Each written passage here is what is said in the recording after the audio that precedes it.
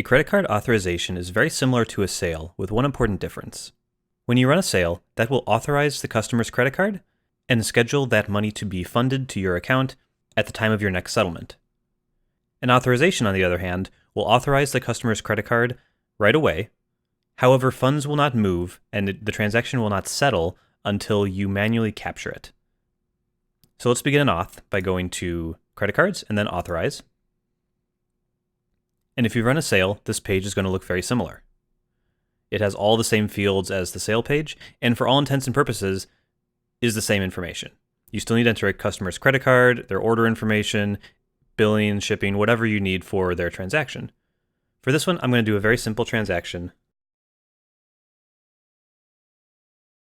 Okay, so we have a $30 transaction ready to go. I've got the customer's card entered here, and I'm going to go all the way to the bottom and hit Authorize.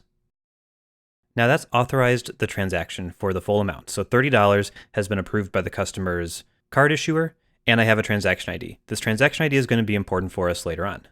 I'm going to copy that right here. When I'm ready to capture this transaction, I'll go to Credit Cards and Capture. And then if I know the transaction ID, I can paste it in here, and it will autofill the amount for the total that I authorized. Now I can capture this for the full amount, or I can capture for a partial. Any amount equal to or less than the original authorization will be accepted here.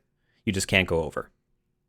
Now, if you don't know the transaction ID for what you're looking for, you can click the magnifying glass here, and this takes you to the reports page. We can go down to the bottom and just do a search for this current month, and you can see my card authorization is right here. It's marked as pending capture because I haven't captured it yet, which means it will not be funded yet. I can just tap the transaction ID, and here's all the information about the transaction. I have that same transaction ID that I copied earlier and the customer's information. And up here I have a few options. I can capture, void, or run a charge again, authorize, or sale.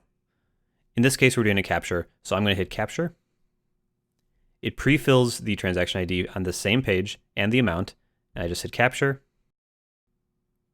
and it's been approved. So this will now settle out. And of course, like any other transaction, on the authorization or the capture, you can print a receipt or email, whichever you'd like.